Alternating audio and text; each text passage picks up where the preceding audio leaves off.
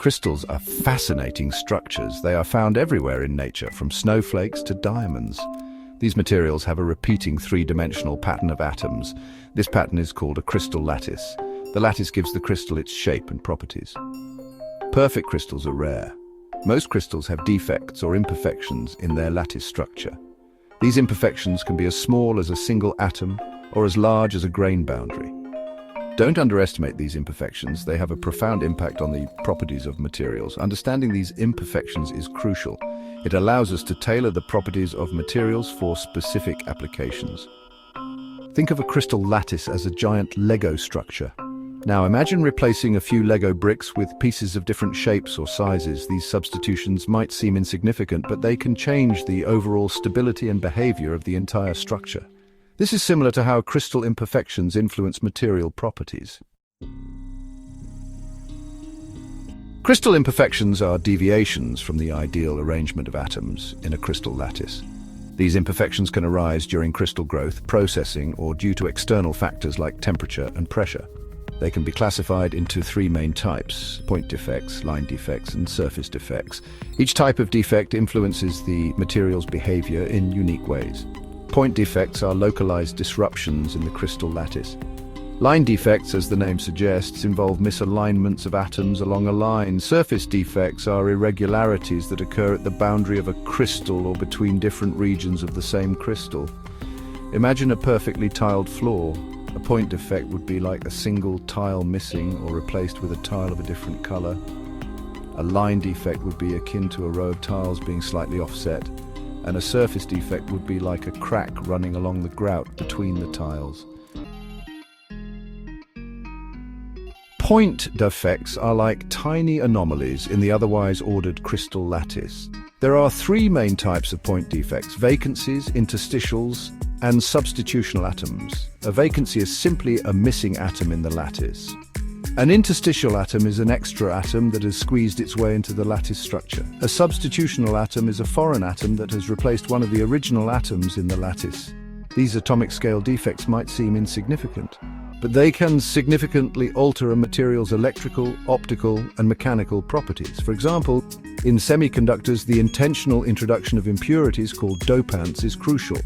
This process, known as doping, introduces substitutional atoms. These atoms either donate or accept electrons, controlling the electrical conductivity of the material. This is how we create the building blocks for computers and smartphones. Think of a game of musical chairs. A vacancy is like an empty chair. An interstitial atom is like an extra person trying to squeeze into the game.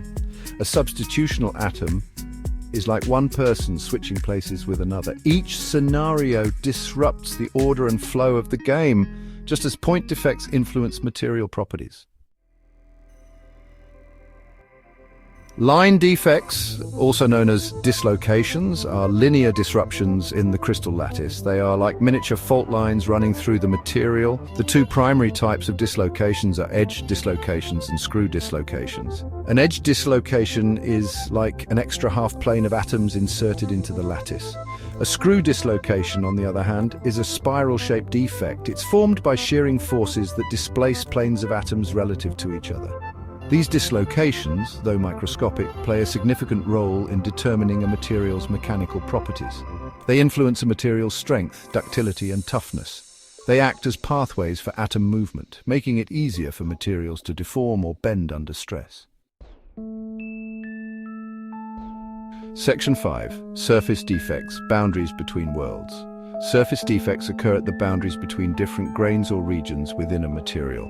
Imagine, if you will, a mosaic made of different pieces of colored glass. Each piece represents a grain, and the lines where they meet are the grain boundaries. These boundaries are regions of mismatch in the crystal lattice. They influence a material's strength, conductivity, and other properties. Grain boundaries can act as obstacles to the movement of dislocations. This can make a material stronger and harder. However, they can also make the material more brittle. Materials with many grain boundaries, like most metals, are generally stronger than materials with fewer grain boundaries, like single crystals. Think of a busy city with streets and buildings. Grain boundaries are like the streets and alleys that separate different buildings, each representing a grain. These boundaries influence how traffic flows through the city, just as they impact the movement of dislocations in a material. Section 6. Epitaxial growth, building crystals layer by layer. Epitaxial growth is a controlled process. It's used to grow thin, single crystal films on a substrate. The word epitaxy comes from the Greek words epi, upon, and taxis, arrangement. It refers to the deposition of a crystalline overlayer on a crystalline substrate. The atoms of the deposited material follow the arrangement of the substrate atoms. This creates a continuous and ordered film. There are various techniques for epitaxial growth. Two popular methods are molecular beam epitaxy, or MBE, and chemical vapor deposition, known as CVD. MBE is a slow, precise technique. It involves firing beams of atoms or molecules at a heated substrate in a high vacuum. CVD, in contrast, involves chemical reactions. These reactions occur in a gas phase and lead to the deposition of the desired material onto the substrate. Epitaxial growth is like building a Lego tower one brick at a time. You carefully place each brick, ensuring it aligns perfectly with the one below.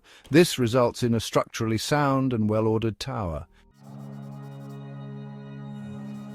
Section 7. Lithography, sculpting with light. Lithography is a technique for creating patterns on surfaces using light. It's a key process in semiconductor manufacturing. It's how we create the intricate circuits on microchips. In lithography, a light-sensitive material called a photoresist is applied to the surface of a material. The photoresist is then selectively exposed to light through a mask. The mask contains the desired pattern. The exposed areas of the photoresist either harden or soften, depending on the type of photoresist used. The next step is etching. A chemical is used to remove the unwanted portions of the material, leaving behind the desired pattern. Lithography is a high-precision technique. It allows for the creation of features on the nanometer scale. Think of lithography as creating a stencil using light. The light-sensitive material acts like the stencil, and the mask determines the pattern. Just as a stencil guides the application of paint, lithography guides the etching process to create intricate patterns on surfaces. Section 8. Applications from microchips to nano-world wonders. Epitaxial growth and lithography are essential techniques. They have revolutionized various industries, including semiconductors, nanotechnology, and photonics. Epitaxial growth is crucial for manufacturing semiconductor devices. It allows for the creation of thin, high-quality films with precisely controlled compositions. This is essential for transistors, lasers, and other optoelectronic devices. Lithography, on the other hand, is the cornerstone of microchip fabrication.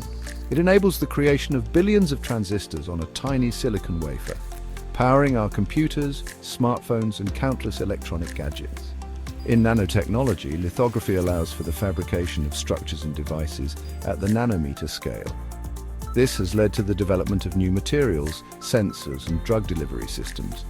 From the smartphones in our pockets to the advanced medical imaging equipment in hospitals, these techniques have enabled unprecedented advancements in technology and innovation.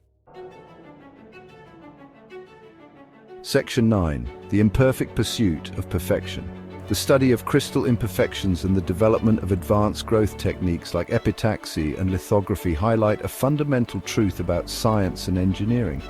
The pursuit of perfection often lies in understanding and manipulating imperfections.